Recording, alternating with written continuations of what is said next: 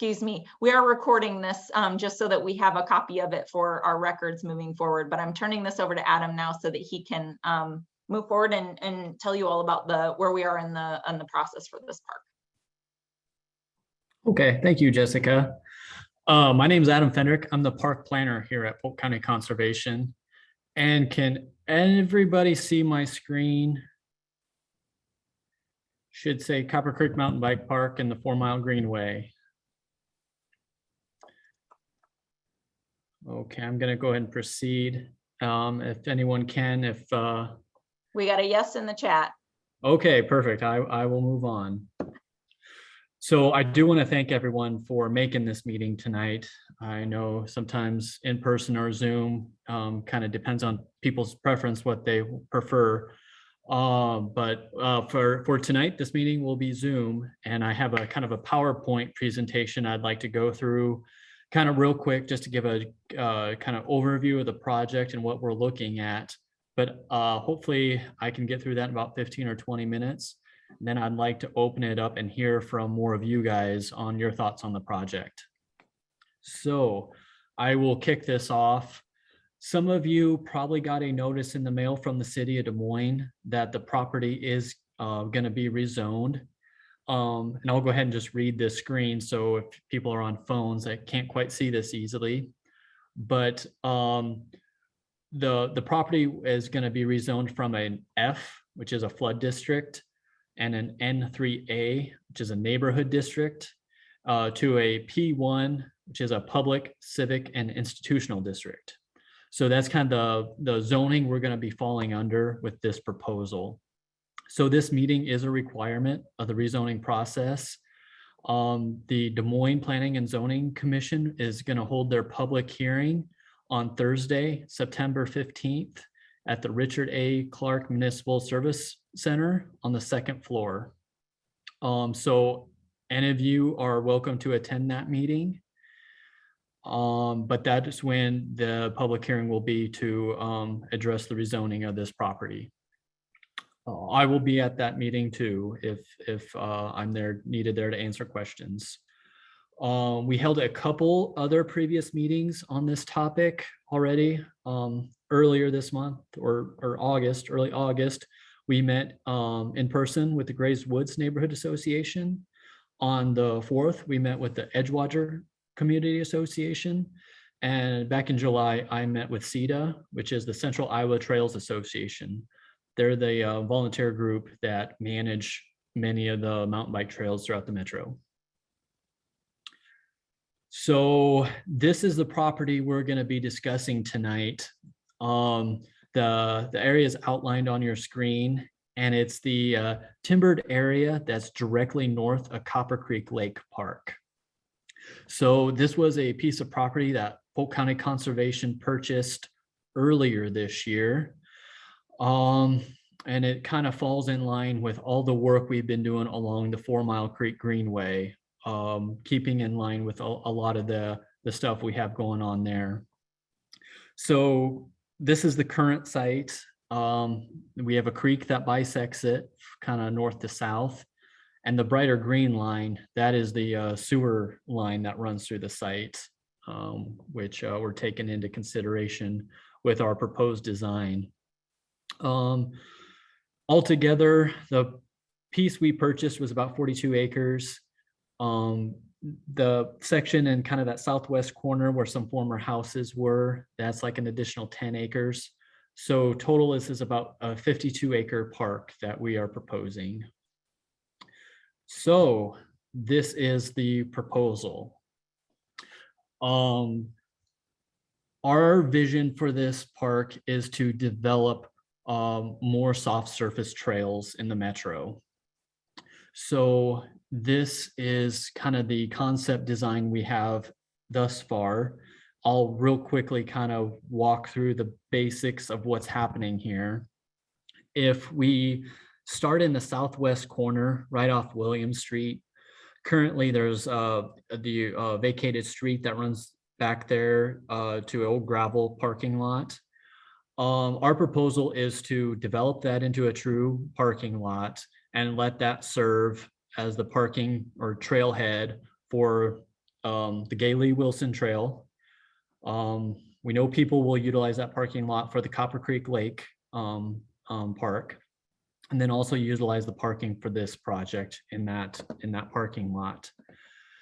So from there, kind of moving north, there's a series of just soft surface trails that would lead to, I think it's labeled number 3 on the map.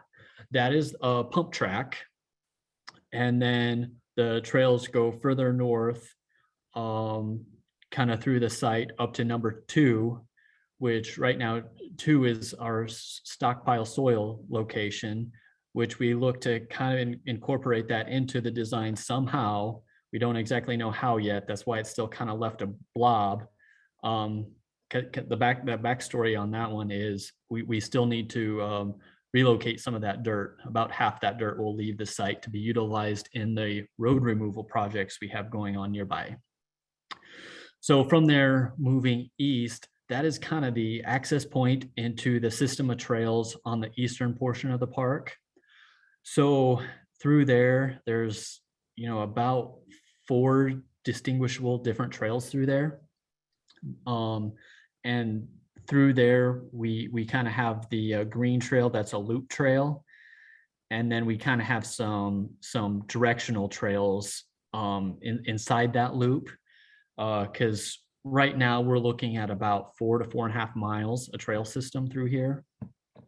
So when we get that, we know there'll be people doing laps out of this trail system.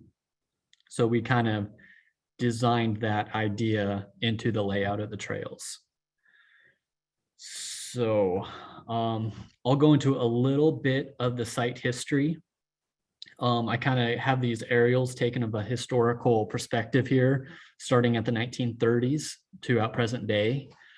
So back in the 1930s, it was pretty open. We did not have the tree canopy we have today. Most of the trees focused on that southwest corner and along the existing creek that bisects the site. And then, throughout time, you can kind of start to see the land use patterns change on that. And throughout that timeline, you start to see the vegetation overtake the site. So present day, we do have tree canopy over here. So in general, when we see this kind of pattern develop, this is what we'll call second generation growth. So these trees in here, they're really not our historical oak walnut tree stands that are highly valued from a ecological standpoint, but from a standpoint for recreational, tree's a tree, and we all like trees, so that has benefit today for that. And I guess I can go deeper into that if people have more questions on that aspect of the project. Up now, these are some current photos of the site. So from these photos, we see kind of the trails that are developing throughout the site. I think mostly used by probably people nearby utilizing this parcel of land just to kind of shortcut to some of the neighborhoods. Some of them, this has kind of become the breeding grounds for motorcycles and 4-wheelers. So that first image, it shows kind of 4-wheeler tracks going through the creek there. And then a lot of those trails basically were all kind of formed from people utilizing this as kind of their personal activity. So when we talk about trails, we first want to talk about sustainable trails. So there's just a few kind of key concepts that we follow when we look at sustainable trails, and that's the grade, making sure our grade is working with the topography of the landscape. We look at our side slope, and that's if we start to bench cut a trail into the side of a slope, it's what happens to that outslope, because that is where we start to see erosion problems. And then we also look at the trail location. Is the trail located in the right spot? Is it, not in the way and hindering any drainage patterns? So, though these might sound like simple concepts, they're kind of difficult to get right, especially to build them correctly. So that is why that's our justification for why we need professionally designed and built trails for this site, to overcome those problems and to make sure what we're building is sustainable and isn't contributing to any negative impacts of the site. So that's what we did. Our proposal that was the conceptual design was prepared by IMBA, which is an International Mountain Biking Association. They have professional trail designers that we've been working with to help develop this plan. So when we talk about sustainable trails, little more, we are talking about bike optimized trails. So I know right now we're calling this a mountain bike park. I'll get into that in a little deeper detail here in a bit, but first and foremost, we're designing these trails to be bike optimized trails, because these aren't going to specifically be for bikers. We want these trails to be open to everyone, especially the location we're in, located next to Copper Creek Lake Trail and some additional trails we're building in the area. So what this means is our trails, they have to be navigable by everybody. We're talking trail runners, we're talking families with strollers that can get out there and use our soft surface trails.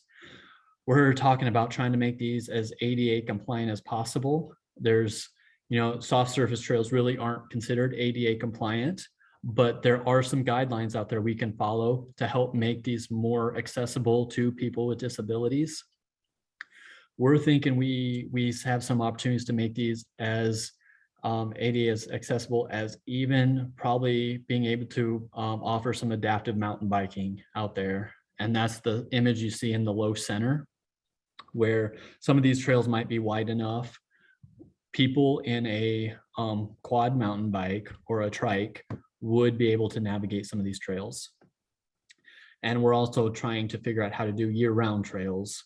So we think that with these wider trails, we can groom for winter fat biking, which, we are located quite close to Sleepy Hollow, which is a property we just acquired. So we think there's going to be some great opportunity to kind of combine those two parks to serve as a function. So when we talk about bike optimized trails, what's that mean for mountain biking?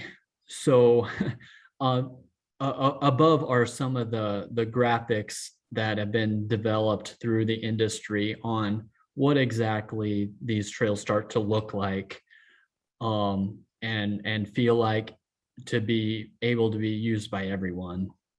So some of these images you see above is just something like berming the trail tread, providing some natural obstacles that provide some challenges for mountain bikers.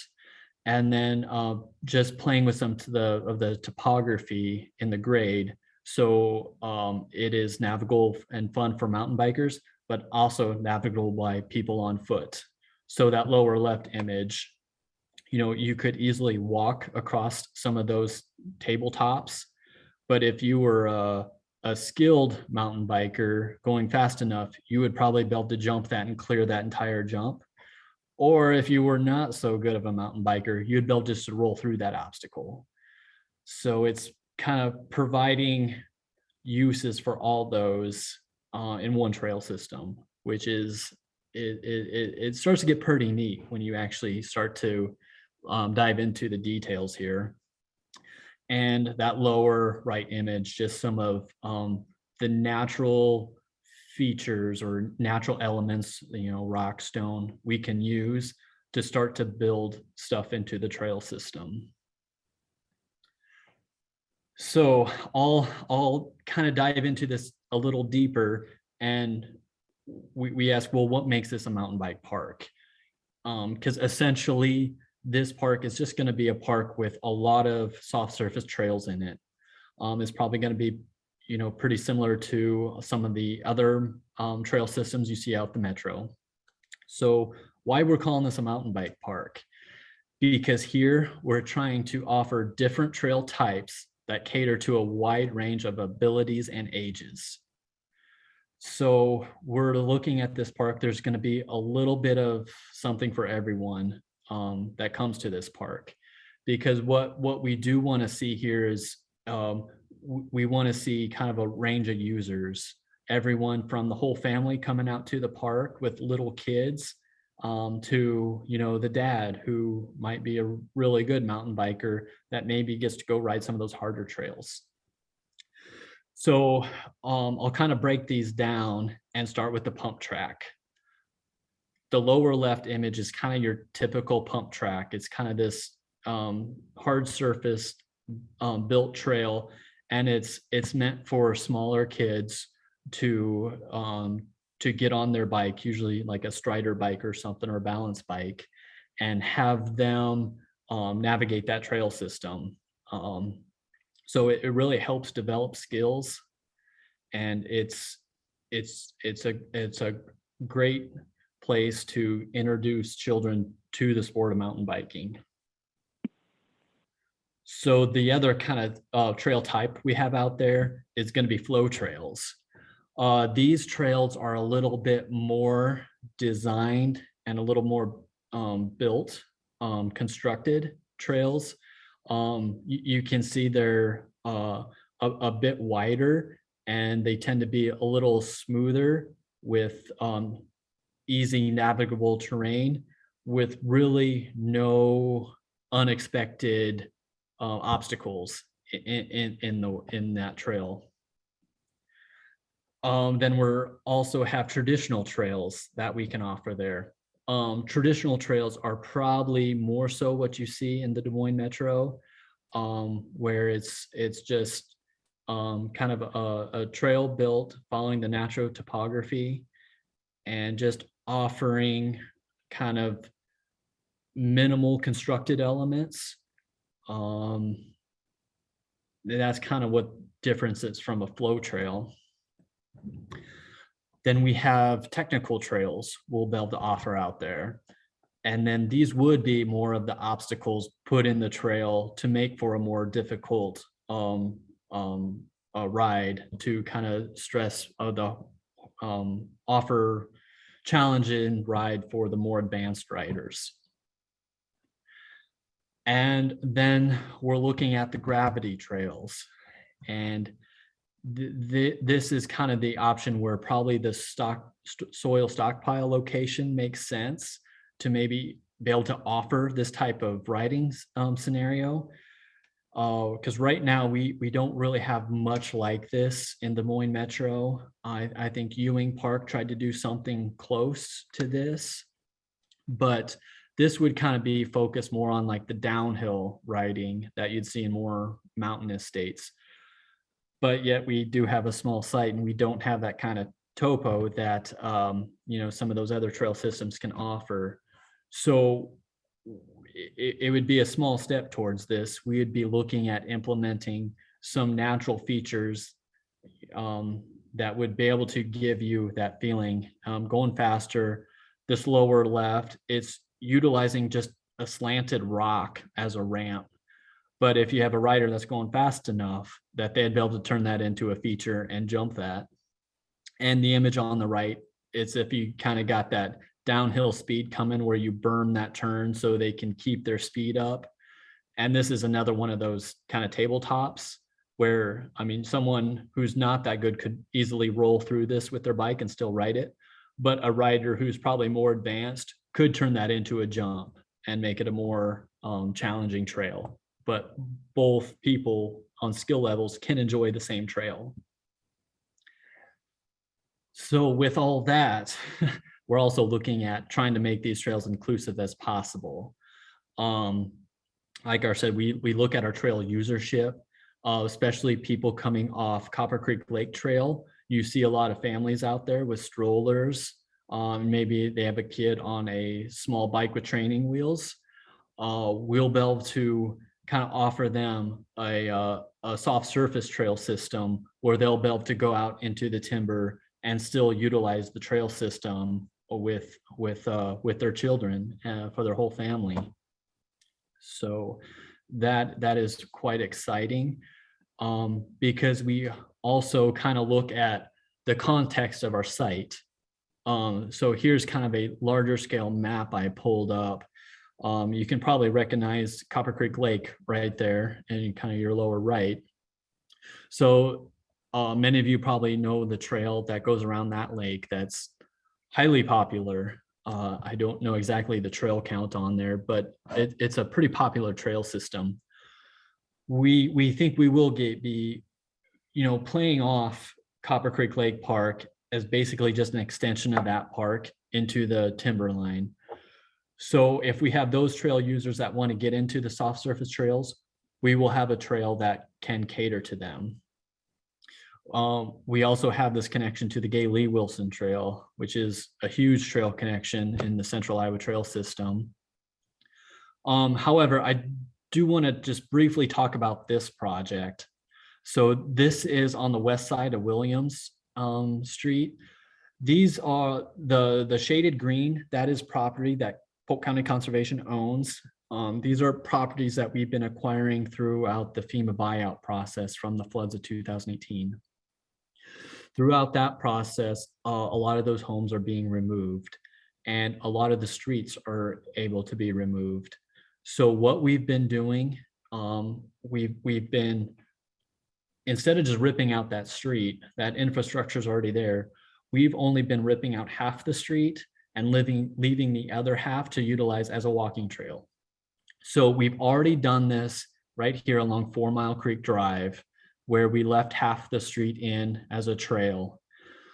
Future phases of that road removal project is going to be to do the same along Jefferson Avenue, and then that will make, and then we'll do the same along East 41st Street Court, and that would make another walking loop throughout this side.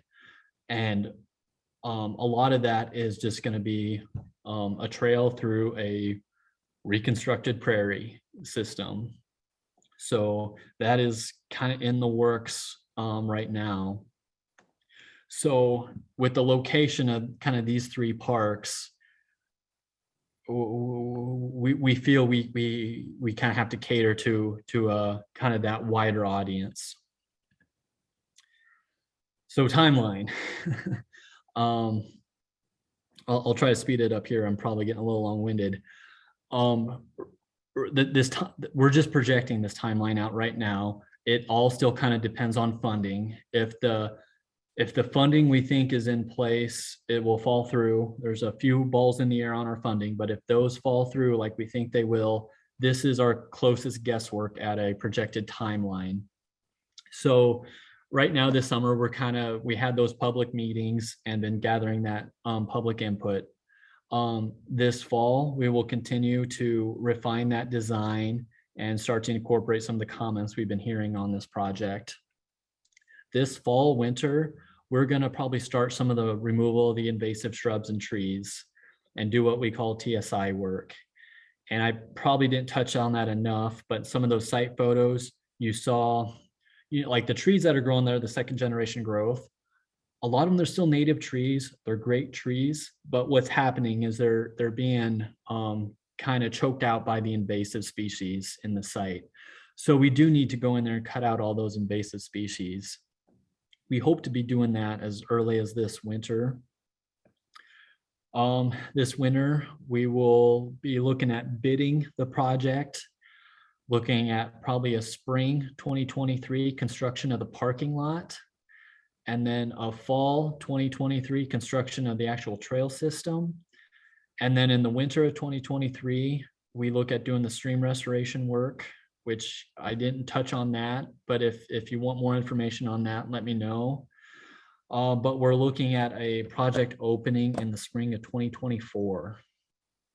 So that's kind of the timeline we can project out at this point. I'll go ahead and just open it up to any questions.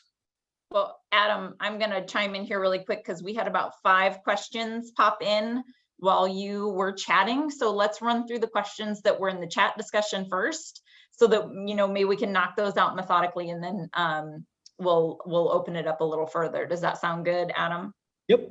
Okay, first question we had come in: will e-bikes be allowed? Good question. There's still a lot of discussion happening in the metro on e-bikes.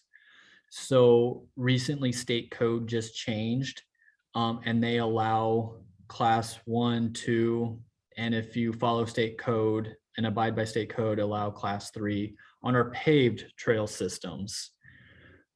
Really not a whole lot of guidance when it comes to our soft surface trail systems. State code doesn't address it in this instance. So we've been working with CETA and the mountain bike community to have those discussions. So far, what I've been hearing is most people are okay with class 1 e-bikes. Those are the pedal assisted ones that you have to keep pedaling in order to engage that motor. So it's probably likely that class 1 would be allowed out here. Okay, very good. Next question that we had on the list was, how will this stop motorcycles and 4-wheelers? And just so you know, Adam, that question popped up kind of when you were going over some of the different features and the layout of the map. So maybe if you want to talk about specific places where we're going to try and address that. Yeah. Well, it's going to be a challenge for us. We know that, but we can't not do this project because bad things could happen out here. So we have to continue on and do the best we can. Some of the things we can do, we're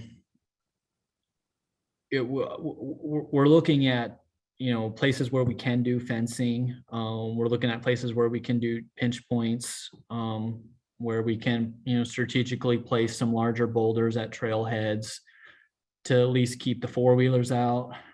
Motorcycles are going to be more of a challenge, but overall, what we'd probably likely expect in this area is once people come in and start using the trail, that tends to kind of displace that kind of bad behavior. So when there's eyes on the park, those people don't really want to be seen, so they do tend to kind of find somewhere else to go. But we will be keeping a close eye on that. I mentioned earlier we are taking over Sleepy Hollow, which in that scenario we do have a resident ranger that will be stationed out of Sleepy Hollow.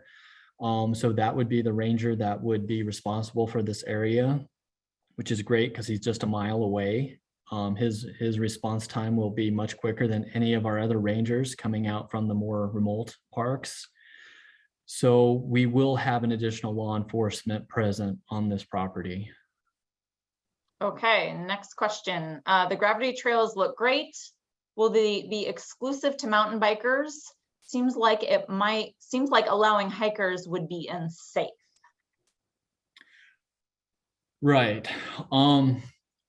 We think we probably could allow hiking there. The kind of the hard rule we think we must follow on that is just maintaining the one-way traffic, just one-way trail system. So if a hiker's on the trail, they're at least not coming at you. I mean, we'd have to remain just a kind of a one-way downhill scenario. That's what we can expect now. We can keep our eye on that. If somehow in the future that doesn't seem to work that way, we can always change that and make just that one trail segment maybe bike only. Okay, next question. How many trees will be removed? I know you kind of started to touch on this a little bit, Adam. There's a question here if there's going to be a tree buffer between this person put my house and the trail. I don't know where my house is, but maybe you can kind of talk about a little more about the trees and what might be planned for the perimeter of the park. Okay.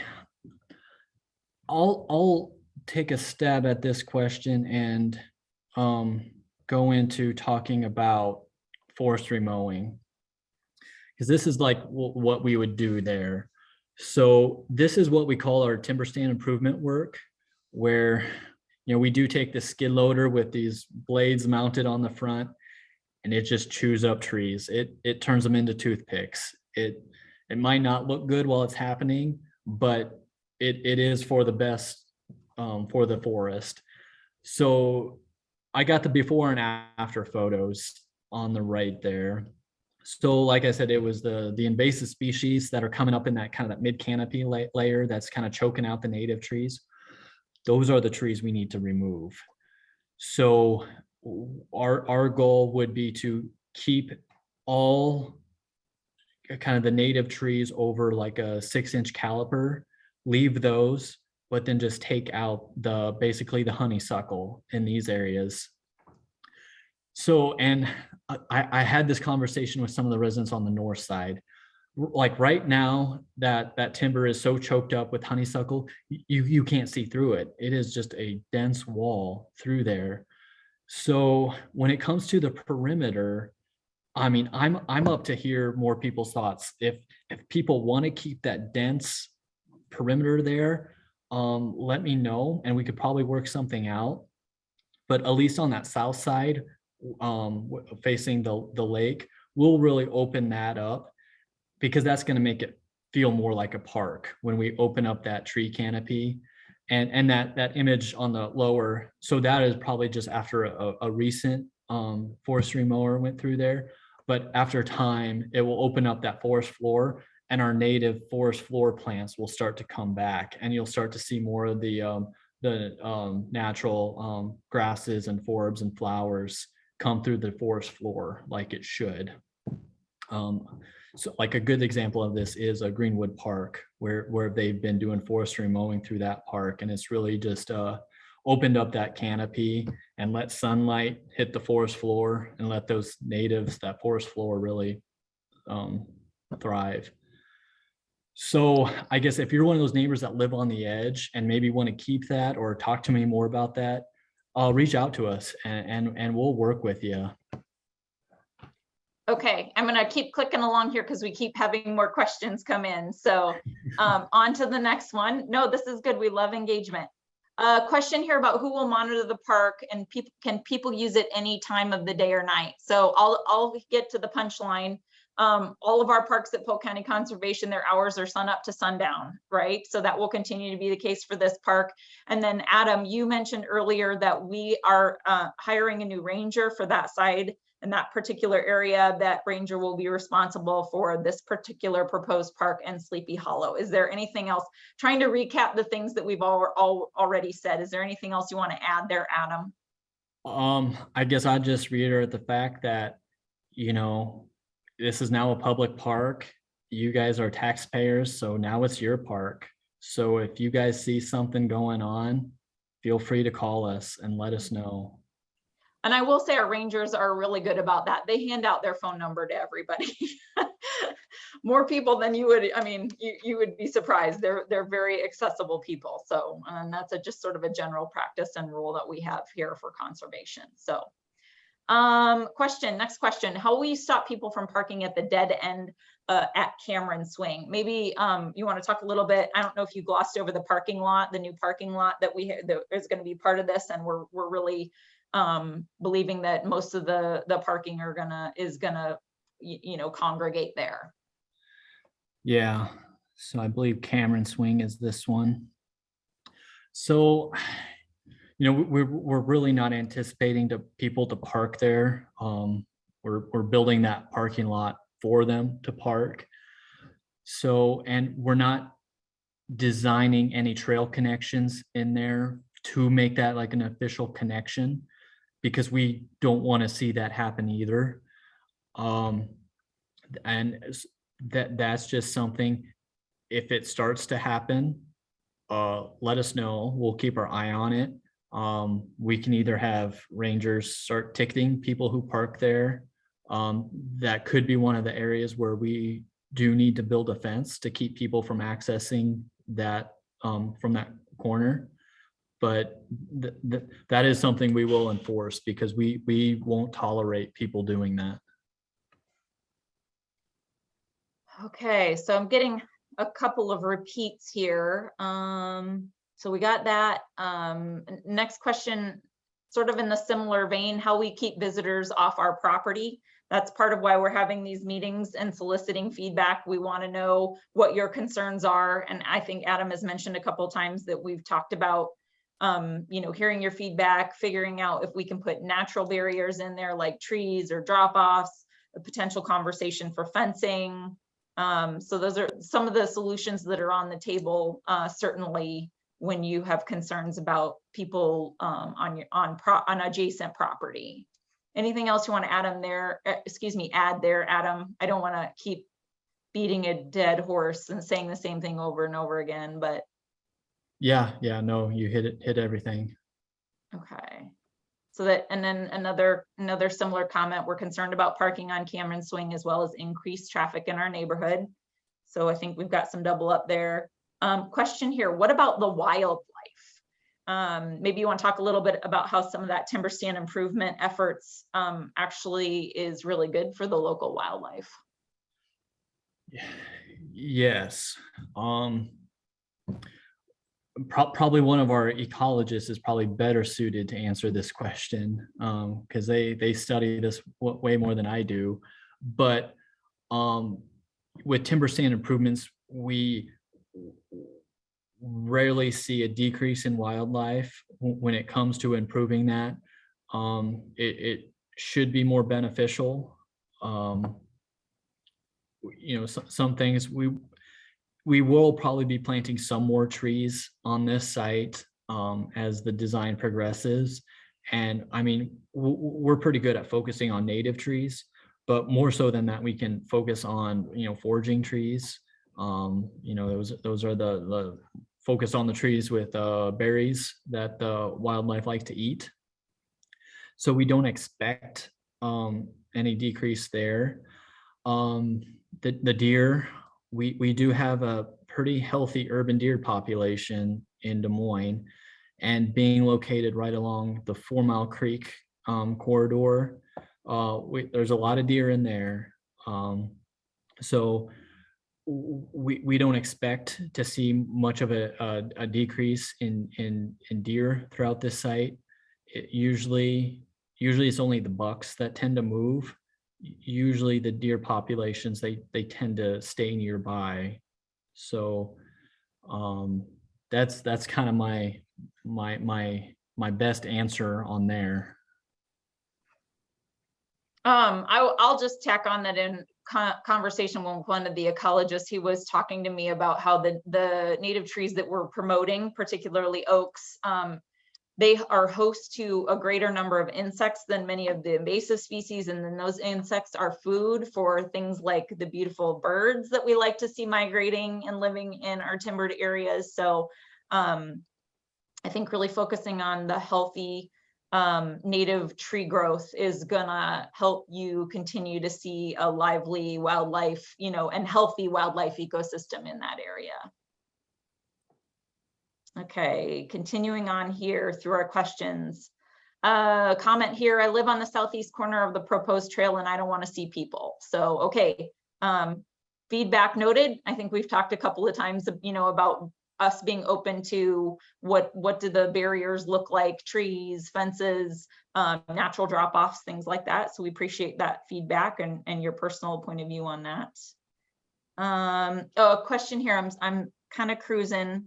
I got a, yes, please, we are east of this. I think maybe that was in reference to an earlier comment, but then a question, no camping, correct? Correct, no camping. There will be no camping spots, no camping sites, no hookups, nothing along those lines at this park. No. Okay, so we got that. Oh, and then the last thing, Adam, it says, will you show your name and number again since I got on late? So can you pop up your screen there? Yeah, can everyone see that? Well, for those of you on phones, I'll I'll give it to you. My email address is my name, Adam, ADAM .Fendrick, F as in Frank, ENDRICK at polkcountyiowa.gov. And you can look me up on the conservation webpage too.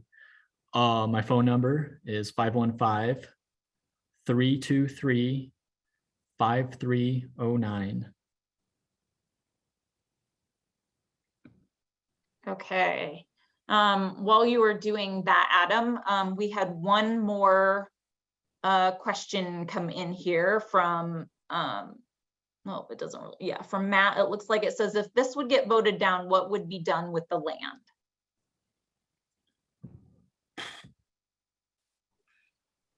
Well, I guess I didn't think of that. Well, the property will remain a piece of land that belongs to Polk County and Polk County Conservation.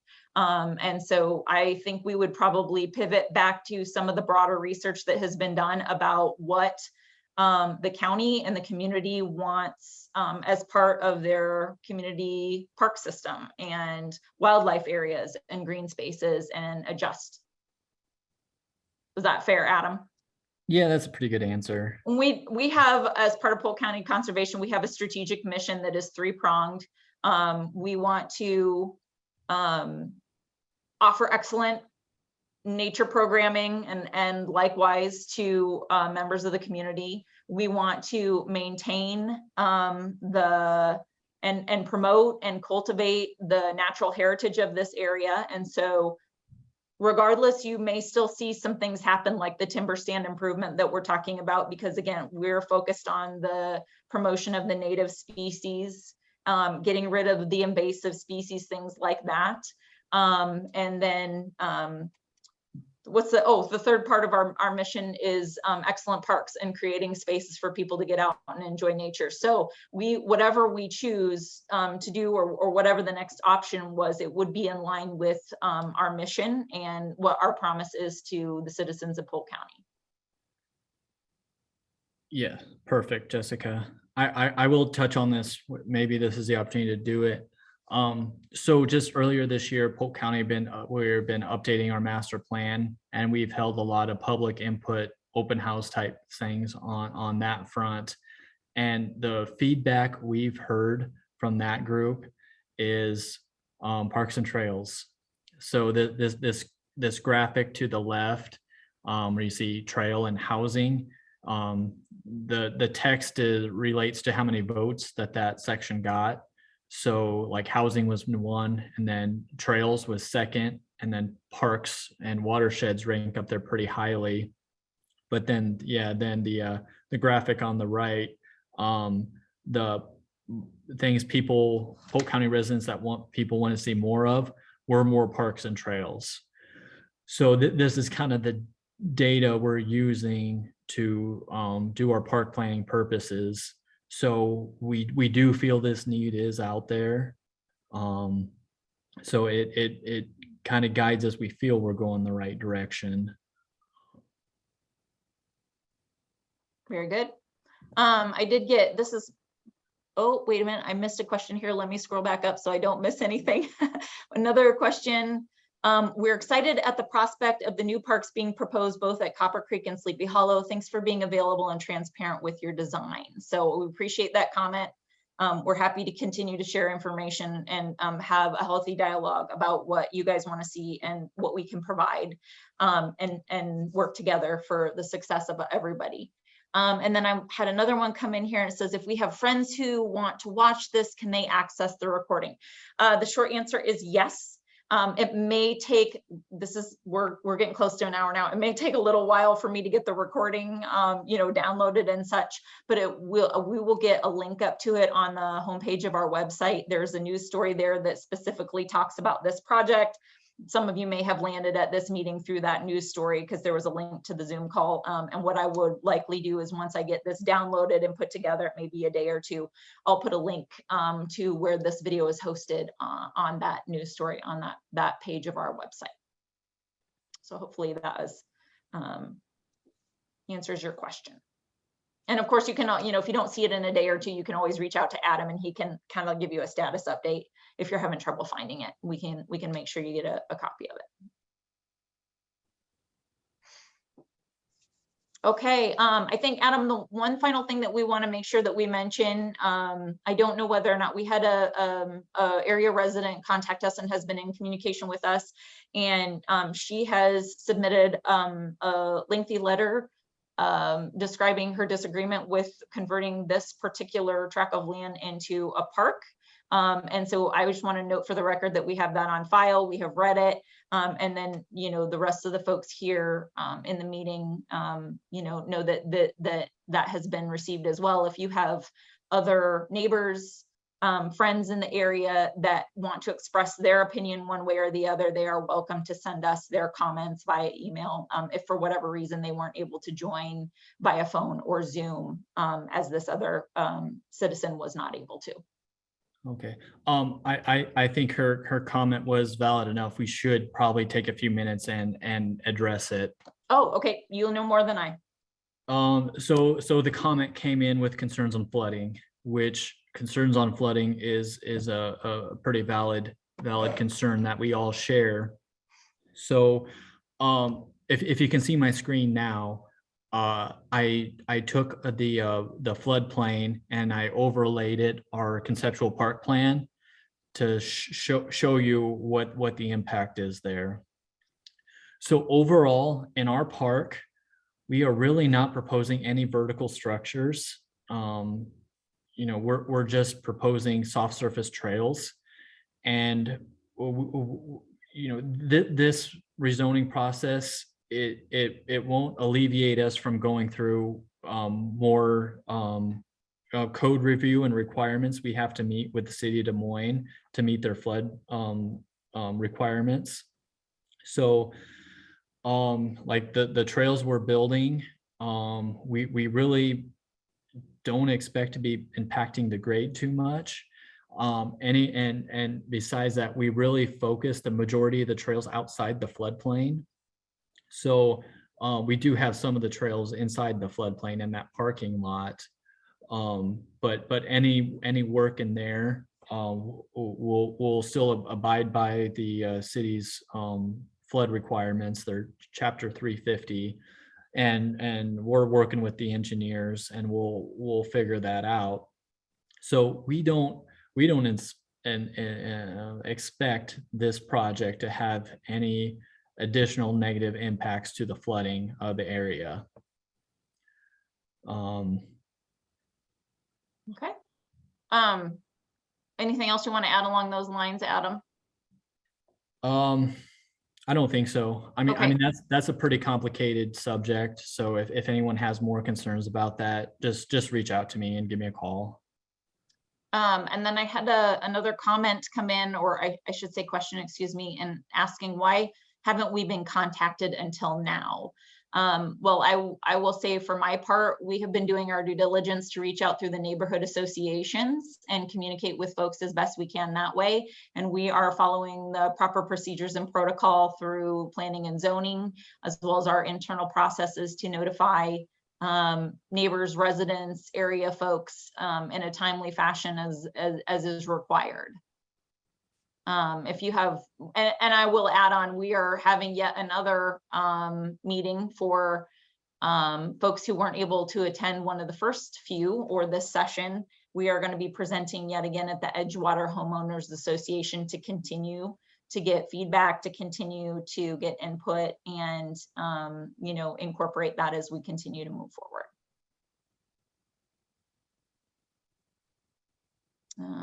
And then I have somebody here say we're on the county side, not the city of Des Moines. Okay, that's noted. We will continue to reach out to folks on all sides of this proposed park property. All right, we are bumping up against an hour. Any last minute questions or comments? Adam, can you hear Yes. me? Yes. Adam, Jessica, thank you.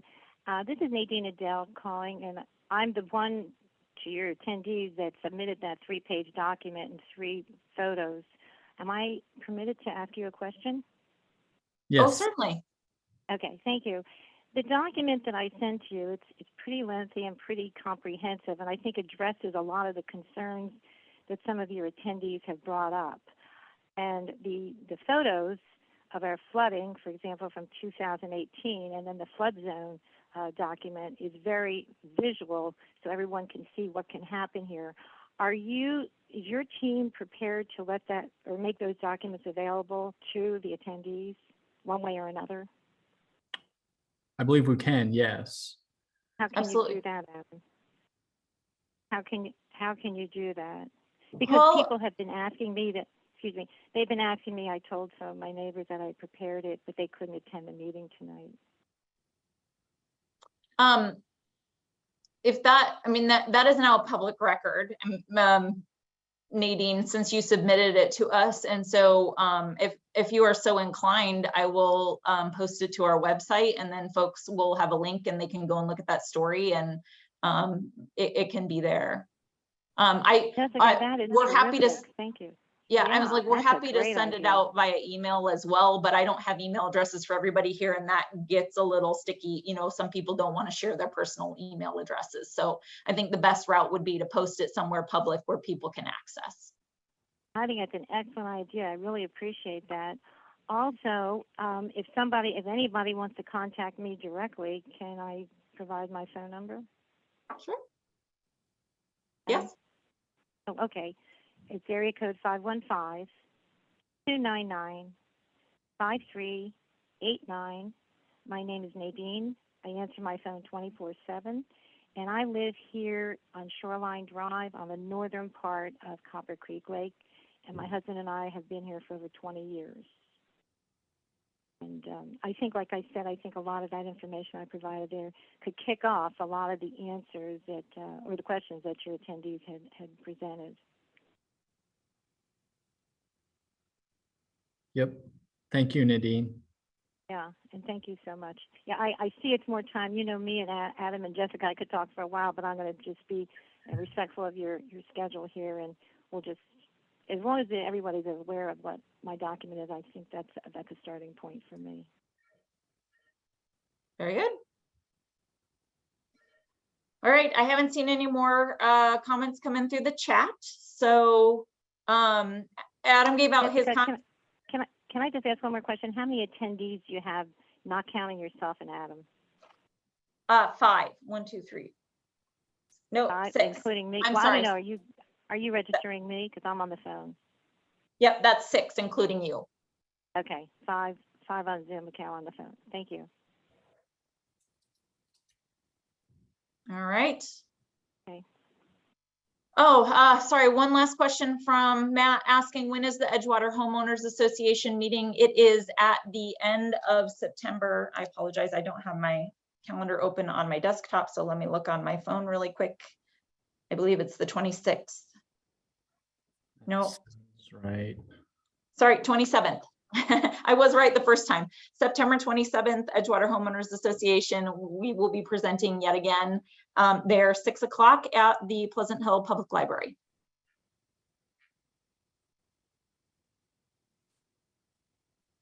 All right. Thank you, everybody, for your time. We appreciate it. And we are grateful for your participation in this process. It is important for us as county employees to hear from the people that we serve. And so we appreciate your time sitting in and your thoughtful questions. And you have Adam's contact information, and you are welcome to contact him. And if for whatever reason you want to talk to me instead of him, he can get you in contact. We're both available. So all right, everybody have a lovely evening. Thank you again. Jessica? Yes, yes. Jessica, this meeting, I'm so sorry. I want to correct my phone number. The last 4 digits are 5389. I've got too many phone lines here. I gave the one that I didn't prefer. So it's 5389. 515-299-5389. Thank you so much. Very good. Thanks, Nadine. Everybody have a lovely evening. Thanks. Bye. Thank you, everyone. Bye-bye. Thank you.